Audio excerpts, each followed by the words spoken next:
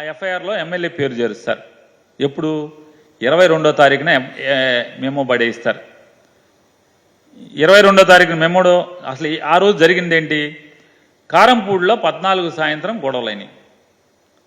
దేనికి కొనసాగింపుగా 13వ తారీఖు సాయంత్రం జరిగినటువంటి ఊళ్ళో గొడవలకి టీడీపీ వాళ్ళందరూ కూడా వైసీపీ వాళ్ళని కొడితే దానికి వైసీపీ వాళ్ళు గొడవ చేయడం, మళ్ళీ టీడీపీ వాళ్ళు గొడవ చేయడం, ఇదంతా కూడా గొడవ మీద గొడవ జరుగుతూ వచ్చింది. ఆ 14వ తారీఖు రాత్రి గొడవలు జరిగితే 13వ తారీఖు పోలింగ్ అయిపోయింది కదండి. 13వ తారీఖు సాయంత్రం పోలింగ్ అయిపోయింది. రాత్రికి పోలింగ్ స్టేషన్లకి పోలింగ్ మెషిన్లన్నీ స్ట్రాంగ్ రూమ్లో పెట్టేశారు. తెల్లారుజామున లోపు 14 మొత్తం పోలీసులు కానీ పారామిలిటరీ ఫోర్సులు కానీ అన్నీ కూడా హెడ్ క్వార్టర్లో పోలీసులకు అందుబాటులో ఉన్నాయి. 14 అందుబాటులో ఉంటే 14 రాత్రి గొడవ అయితే కనీసం ఒక్క పోలీసు కానీ లేదా పారామిలిటరీ పోలీసులు కానీ ఇన్ని వందల మంది పోలీసులు ఉన్నా కూడా ఆ పోలీసులు వెళ్ళి అక్కడ గొడవలు అనచరు. గొడవలు యథేచ్ఛగా జరగనిస్తారు. ఊరికే ఒకసారి చెప్తాను మీకు.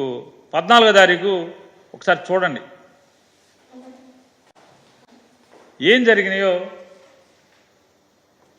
తెలుగుదేశం వాళ్ళు ఏ రకంగా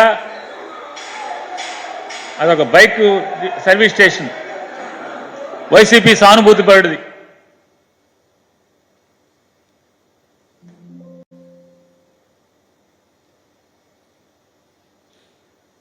డాబా మీదకి షాపులు ఎవరెవరు వైసీపీ వాళ్ళో వాళ్ళందరికీ మొత్తం కారంపూడి మండలంలో ఉన్నటువంటి తెలుగుదేశం పార్టీ వాళ్ళందరూ కూడా వీళ్ళందరూ కూడా మెజారిటీ ఒకే కులం వారు, మెజారిటీ ఒకే కులం వారు. చెప్తా ఇంకా దీని మీద ఆ సిఐ గారి కథలు, నారాయణ స్వామి గారి కథలు, మొత్తం నారాయణ స్వామి గారు ఏ రకంగా అక్కడికి ఎలా వచ్చాడు, వారు చంద్రబాబు నాయుడు గారికో లేకపోతే లోకేష్ నాయుడుకో ఏ రకంగా బీరకాయ చుట్టరకం ఉందో, అక్కడ ఏమేం చేశాడు ఆయన మొత్తం చూద్దాం ఒకసారి. మొత్తం చూడండి. కారంపూడి ఊళ్ళో ఒక్క పోలీసు రాడు గంటల తరబడి జరుగుతూ ఉంటుంది. నారాయణ స్వామి కనపడ్డం, నారాయణ స్వామి చౌదరి గారు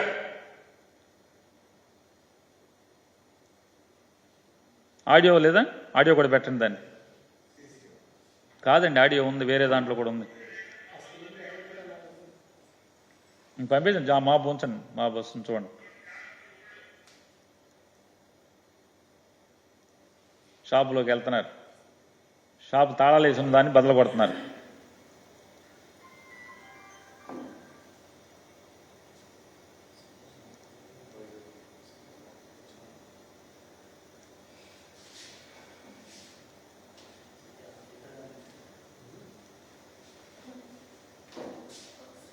బైక్ అంటిస్తున్నారు. ఆ షాపులోంచి బైక్ తెచ్చి మోటార్ సైకిల్ తెచ్చి బయటికి లాగారు, తగలు పెడుతున్నారు.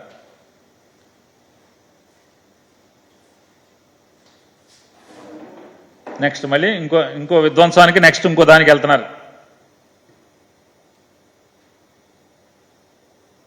చూడండి, ఆ మూలం కూడా తగల పెడుతున్నారు కార్నర్లో.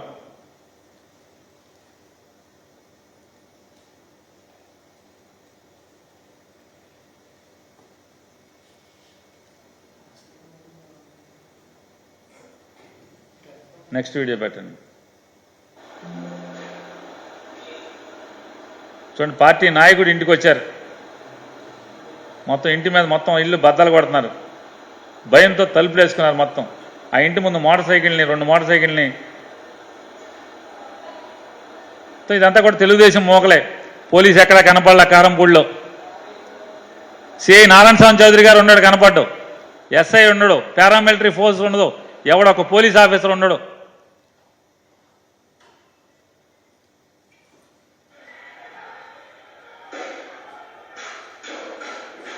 వైఎస్ఆర్ కాంగ్రెస్ పార్టీ సానుభూతి పడి షాప్ అది షాప్ తాళాలు బదులు కొట్టి సామాన్యాన్ని బయట లాగారు.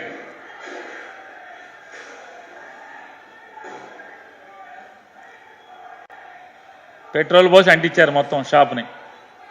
చూడండి ఎంతమంది, మొత్తం కర్రలు, రాడ్లు యథేచ్ఛగా ఊరేగింపుకి వెళ్తుంటే పోలీసు ఎక్కడ?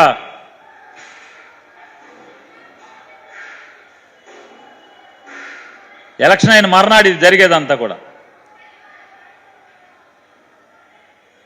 మాచర్లకి ఎంత దూరం ఉంటుందండి కారంపూడి?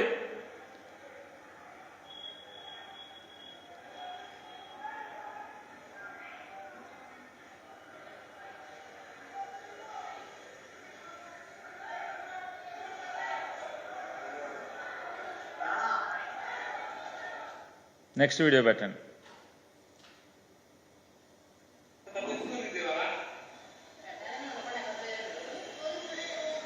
చూడండి, వినండి ఒకసారి, మళ్ళీ పెట్టండి ఒకసారి. పోలీసులు ఇప్పుడు దాకా ఇక్కడే ఉన్నారు, ఎక్కడ పోయారని అంటుంది ఆ డాబా మేంచి ఆవిడ. వాళ్ళు తెలుగుదేశం పార్టీ వాళ్ళే వీడియో షూట్ చేసింది.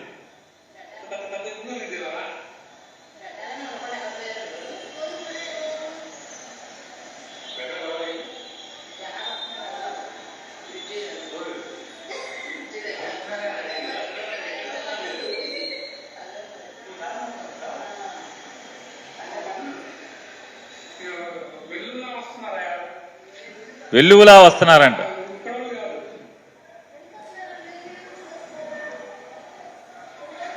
లాస్ట్లో చెప్తాడు మనోళ్ళే, మన పార్టీ వాళ్ళే, తెలుగుదేశం వాళ్ళే వీళ్ళందరూ అని చెప్తాడు పైనుంచి. ఆ వీడియో తీసేతను.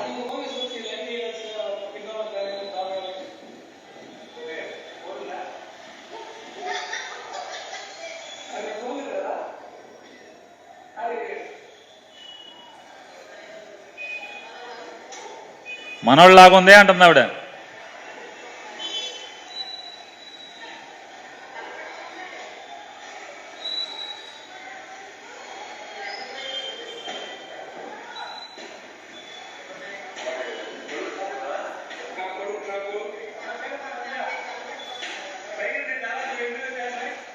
దాదాపు 1000 మంది వచ్చారని చెప్తున్నాడు. ఇప్పుడు దాకా పోలీసులు ఉన్నారుగా.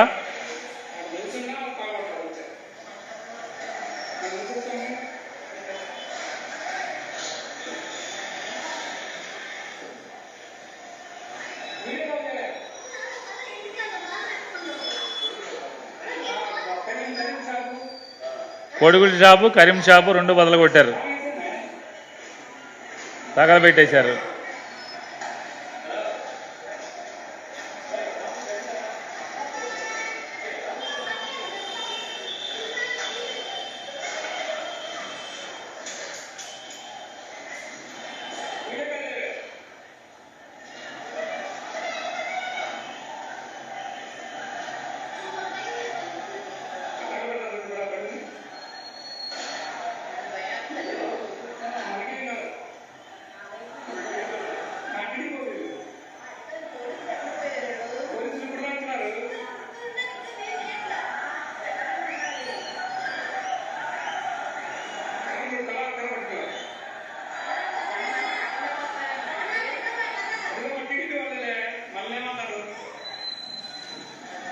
మన టీడీపీ వాళ్ళే మన్నేమంటారు.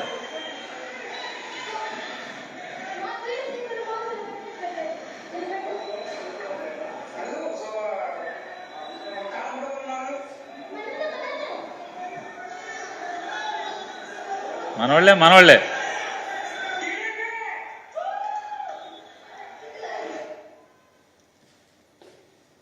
చూశారు కదా, ఇంత కళ్ళ కట్టినట్టు ఇంత విధ్వంసం, ఇంత ధ్వంసరచన, ఇంత ఒక ఆటవిక రాజ్యం కారంపూడిలో జరిగితే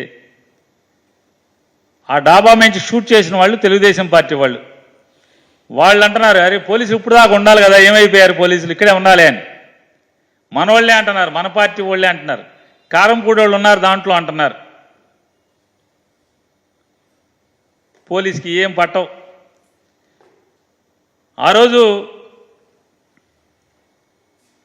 అంటే సీన్ ఆఫ్ అఫెన్స్లో మాచర్లకి ఆనుకున్నటువంటి కారంపూడిలో ఈ రకమైనటువంటి విధ్వంసం జరుగుతుంటే SI Ramanjaneyulu, CI Narayanaswamy scene of అఫెన్స్లోకి వచ్చి కూడా మాబ్ని స్కాటర్ చేయలేదు. దానికి ముందు వైసీపీ వాళ్ళతో గొడవ జరిగింది. దీనికి ముందు ఆ గొడవలో సిఐ నారాయణస్వామి స్కాటర్ చేయటానికి, చెల్లా చెదురు చేయటానికి వెళ్తే అతని తలకి గాయమైంది. మొత్తం వైసీపీ వాళ్ళందరూ కూడా తరిమేశారు. సిఐ నారాయణ స్వామి కానీ పోలీసులు కానీ అందరు కానీ నారాయణ స్వామి చౌదరి గారు కానీ వీళ్ళందరూ కూడా దీంట్లో ఎక్కడా కూడా మరి సిఐకి తలకు దెబ్బ తగిలింది, సీన్లో ఉన్నాడు, ఆ ఊళ్ళోనే ఉన్నాడు, ఆ గొడవలు జరిగేంత రోజు ఆ రోజు ఉన్నాడు. కానీ ఆ గొడవల్లో ఎక్కడా కూడా ఎమ్మెల్యే పిన్నెల్లి రామకృష్ణారెడ్డి పేరు ఎక్కడా కూడా ఏ ఎఫ్ఐఆర్లో కూడా లేదు. 2 ఎఫ్ఐఆర్లు అయినాయి. వైఎస్ఆర్ కాంగ్రెస్ పార్టీ సానుభూతి పరుల మీద 59/24 క్రైమ్ నెంబర్ 59/24. టీడీపీ వాళ్ళ మీద ఏది ఇప్పుడు ధ్వంసం చేశారు చూశారు, ఇప్పుడు మీరు వేడు చూశారు, దీని మీద 60/24. 59/24 వైసీపీ వాళ్ళ మీద, 60/24 టీడీపీ వాళ్ళ మీద.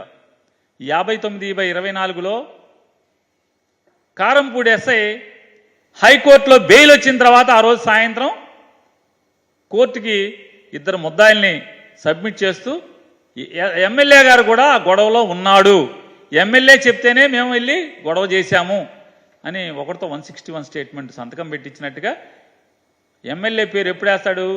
హైకోర్టులో ఎలక్షన్ కమిషన్ ఆఫ్ ఇండియా ఉత్తర్వుని పిన్నెల్లి రామకృష్ణారెడ్డి గారి యొక్క న్యాయవాది తప్పుపడుతూ ఏమండి సుప్రీంకోర్టు తీర్పులను కూడా కాదని ఎలక్షన్ కమిషన్ ఆఫ్ ఇండియా నిష్పక్షపాతంగా ఉండాల్సినటువంటి ఎలక్షన్ కమిషన్ కంచే చేను వేసిన స్థితిలో ఈ రకంగా ఉత్తర్వు ఎలక్షన్ సీఈఓ ఇచ్చాడా? సీఈఓ పంపలా? లేదా పోలీస్ డీజీపీ ఇచ్చాడా? లేదు. ఎస్పీ ఇచ్చాడా? లేదు. జిల్లా ఎన్నికల అధికారి ఇచ్చాడా? లేదు. కనీసం ఆర్ఓ ఇచ్చాడా? ఇవ్వలేదు. ప్రిసైడింగ్ ఆఫీసర్ ఇచ్చాడా? ఎవడూ ఇవ్వలేదు. కానీ ఆ వీడియో ఒక తెలుగుదేశం నాయకుడు ట్విట్టర్లోకి ఎలా వచ్చింది? ఎంత హాస్యాస్పదం అంటే, ఎంత బాధ్యతారాహిత్యం అంటే, ఎలక్షన్ సీఈఓ అంటాడు నా దగ్గర నుంచి వెళ్ళలేదు, నా ఆఫీస్ నుంచి వెళ్ళలేదు, మా వ్యవస్థ నుంచి వెళ్ళలేదు, ఎక్కడి నుంచి వెళ్ళిందో కనుక్కుంటాం. ఉన్నతాధికారివి, చదువుకున్నావు, రాజ్యాంగబద్ధమైనటువంటి ఒక సీట్లో కూర్చుని ఉన్నావు,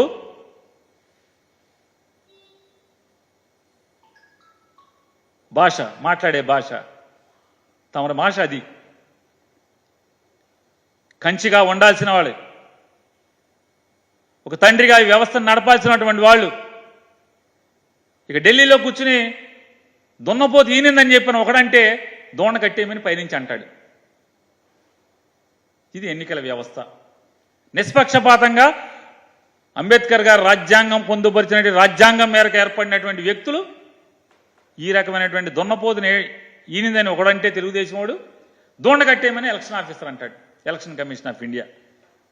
దున్నపోతేంటి, ఏంతమేంటి అనేది కూడా ఎక్కడ ఆలోచన లేదు. ఈ రకమైనటువంటి పక్షపాత ధోరణితో వ్యవస్థలన్నీ ఈ రకంగా నడుస్తూ ఉంటాయి. ఎమ్మెల్యే గారిని ఏదైతే కోర్టు రక్షించిందో ఈ పోలీసు వ్యవస్థ నుంచి తెలుగుదేశం పార్టీకి లొంగిపోయినటువంటి ఈ ఎన్నికల వ్యవస్థ కానీ లేదా పోలీసు వ్యవస్థ, పల్నాడు ఏరియాలో లొంగిపోయినటువంటి పోలీసు వ్యవస్థకి కోపం వచ్చింది. వెంటనే కోర్టు రక్షించింది కాబట్టి మనం ఫాల్స్ కేసుల్లో ఏదో రకంగా ఇరికించాలి. ఎందుకని? ఎస్ఐ ఊళ్ళో ఉంటాడు, సంఘటన దగ్గరలో ఉంటాడు, ఎఫ్ఐఆర్ కడతాడు. ఎవరితో కడతాడు? కారంపూడి ఇన్ఛార్జ్ విఆర్ఓతో ఓ పిటిషన్ తీసుకుని సుమోటోగా కేసు కట్టాలి కదా. సిఐకి దెబ్బ తగిలింది కదా, మాబుని చెదరగొట్టానన్నావు కదా నువ్వే, మరి నువ్వు నీ బాధ్యత లేదా పోలీసుకని అడుగుతున్నాను. SI CI as a SHO sub inspector, as a supervisory officer circle inspector, మీ ఇద్దరికీ బాధ్యత లేదా? సుమోటోగా సిఐ కంప్లైంట్ ఇవ్వాలి కదా.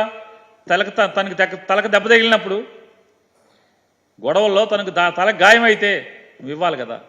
సంఘటనలో నువ్వు ఉంటే ఎమ్మెల్యే మీద కంప్లైంట్ ఇవ్వాలి కదా సుమోటోగా. ఎవరు?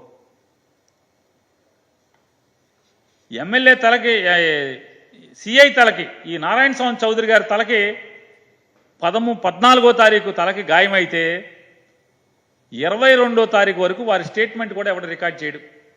సబ్ ఇన్స్పెక్టర్ ఖాళీ లేదు, సిఐ ఖాళీ లేదు. ఎంత తప్పుడు కేసుల పనిలో ఉన్నారు కదా చౌదరి గారు, వీళ్ళందరూ కూడా ఈ తప్పుడు కేసుల పనిలో ఉండి ఎవడో మామూలుగా చేయడు. ఈ ధ్వంసరచనంతా కూడా వాస్తవం ఏం జరిగింది,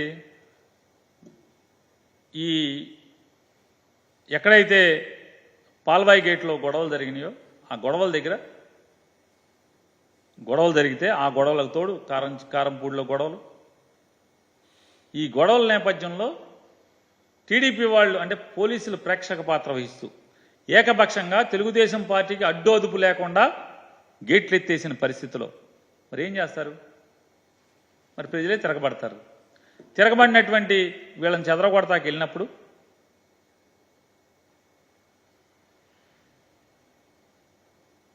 సిఐ గారికి దెబ్బ తగిలింది, నారాయణస్వామి చౌదరి గారికి. దెబ్బ తగలంగానే మొత్తం కారంపూడి మండలంలో ఉన్నటువంటి నారాయణస్వామి గారి కులస్తులందరూ కూడా గాయమైంది. సిఐకి తలకు గాయమైతే వెంటనే వాళ్ళందరికీ తెలుగుదేశం వాళ్ళందరికీ గాయమైపోయింది.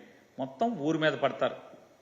కారంపూడి ఊరి మీద పడి ఈ రకంగా ధ్వంసకాండ, ఆటవిక విధ్వంసం ఏ రకంగా సృష్టించారో మనం చూస్తున్నాం.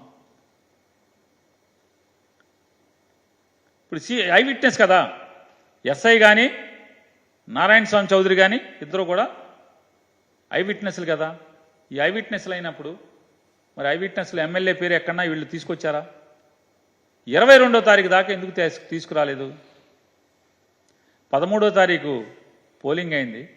పోలింగ్ గొడవలో పోలింగ్ మెషిన్ దాంట్లో కనీసం మెషిన్ ధ్వంసమైందని కూడా కేసు కట్టరు, ఇన్సిడెంట్ ఎక్కడా కూడా రాయరు. 15వ తారీఖు ఏమో మెషిన్ ధ్వంసమైందనేమో దాంట్లో గుర్తు తెలియని వ్యక్తులు అంటారు. 27వ తారీఖు ఏమో లోకేష్ ట్వీట్ చేస్తాడు, 20వ తారీఖు ఎప్పుడు, 27వ తారీఖు ఏమో ఎలక్షన్ కమిషన్ చెబుతుంది, వీళ్ళేమో 22వ తారీఖు ఏమో ఎఫ్ఐఆర్ కడతారు. అంటే అప్పుడు దాకా అంటే ఎన్ని రోజులు? 13 జరిగితే 13, 14, 15, 16, 17, 18, 19, 20, 21, 22 అంటే 10 రోజులు. 10 రోజులకి ఎఫ్ఐఆర్ కడతారు. ఏమిటి వ్యవస్థ? పోలీసు వ్యవస్థ నవ్వులు పాలు చేయడం కదా మీరందరూ కలిసి. ఈ గొడవల్లో ఎస్పీ సస్పెండ్ అయిపోతాడు, డిఎస్పీ సస్పెండ్ అయిపోతాడు, ఎస్ఐ సస్పెండ్ అయిపోతాడు, సిఐ మాత్రం సస్పెండ్ అవడు. ఐజీ గారికి ప్రేమ పాత్రుడు. ఇన్ని గొడవలకి కారణమైనడు ఐజీ గారికి ప్రేమ పాత్రుడు. ఇన్సిడెంట్లో తలకు దెబ్బ తగిలి తనే మూకలను చెదరగొట్టానని చెప్పని రిపోర్ట్ రాసుకుంటాడు. రిపోర్ట్ రాసుకున్నాడు. ఈ ఎమ్మెల్యే మరి గొడవల్లో ఉంటే మరి ఎమ్మెల్యే పేరు పెట్టాలి కదా. గొడవలకి ఎమ్మెల్యే పేరు పెట్టాడు. 22వ తారీఖు కోర్టు ఎప్పుడైతే తప్పు పట్టిందో 41 నోటీస్ ఇవ్వాల్సిన చోట మీరు అరెస్ట్ ఎట్లా చేస్తారు, ఎలక్షన్ కమిషన్ తప్పు అని చెప్పని ఎక్కడ పట్టిందో అప్పుడు వెంటనే ఆ కేసులో ముద్దాయిగా చేస్తారు. ఇంకెన్ని కేసుల్లో చేయబోతున్నారు? పిన్నెల్లి రామకృష్ణారెడ్డిని ఇంకా ఇన్ని దొంగ కేసుల్లో మీరు ఆల్రెడీ క్రైమ్ రిజిస్టర్ అయినటువంటి వాటిలో ముద్దాయిగా చేర్చబోతున్నారో నేను చెప్పమని డిమాండ్ చేస్తున్నాను పోలీస్ డిపార్ట్మెంట్ని. చట్టం ఎమ్మెల్యేగా రక్షణ వచ్చింది కాబట్టి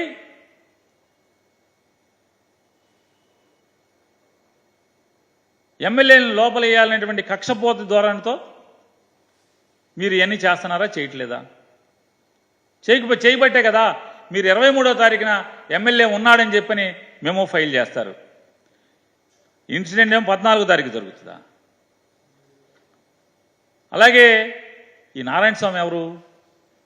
8వ తారీఖున ఐజీ మారిన తర్వాత ఐజీ మారుస్తాడు ఈ నారాయణ స్వామి. ఈ నారాయణ స్వామి ఎవరు? ఈ నారాయణ స్వామి చౌదరి గారు ఎవరు? గతంలో కారంపూడిలో సబ్ ఇన్స్పెక్టర్గా పనిచేసే అక్కడ ఉన్నటువంటి అందరితో తలలో నాలుగులాగా మెలిగినటువంటి ఈ నారాయణ స్వామి అయితే మాత్రమే తెలుగుదేశానికి అనుకూలంగా ఏదైతే రెంటచింతల మండలంలో వైఎస్ఆర్ కాంగ్రెస్ పార్టీ వాళ్ళని ఓటింగ్ రాకుండా తగ్గించాలి, ఈ కారంపూడి మండలంలో తెలుగుదేశం పార్టీ వాళ్ళేమో బూతులు క్యాప్చర్ చేసుకోవాలి, వైసీపీ వాళ్ళు బూతుకు రాకూడదు. అంటే అక్కడేమో పోలింగ్ తగ్గాలి, ఇక్కడేమో పోలింగ్ పెరగాలి, వైసీపీ వాడు బూతుకు రాకూడదు. ఇలాంటి కుట్రలు ఉంటే తప్పితే ఎందుకు ఇంత ఈ నేను చెప్పిన సీక్వెన్స్లో ఇవన్నీ ఎందుకు జరుగుతూ వచ్చినాయి? నారాయణ స్వామి వచ్చిన తర్వాత నారాయణ స్వామి గారు ఎందుకు వేశారు నారాయణ స్వామిని? ఏమన్నా మంచి చరిత్ర ఉందని వేశారా? ఆల్రెడీ ఒకసారి సస్పెండ్ అయ్యి ఉన్నాడు కదా. ఎక్కడ అయ్యాడు? నేను కారంపూడిలో అయ్యాడు, ఎక్కడ అయ్యాడని నేను అంటలా. సస్పెండ్ అయ్యావు కదా, సస్పెండ్ అయిన వాడిని. అలాగే ఎమ్మెల్యే కూడా కంప్లైంట్ చేశాడు కదా, ఇతన్ని ఉంచొద్దు అని చెప్పని.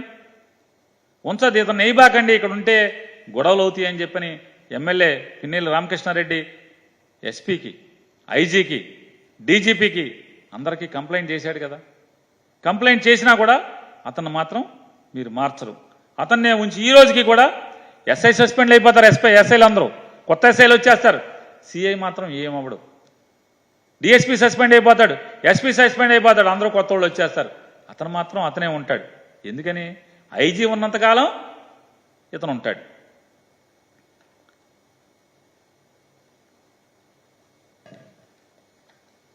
ఇరవై 23వ తారీఖున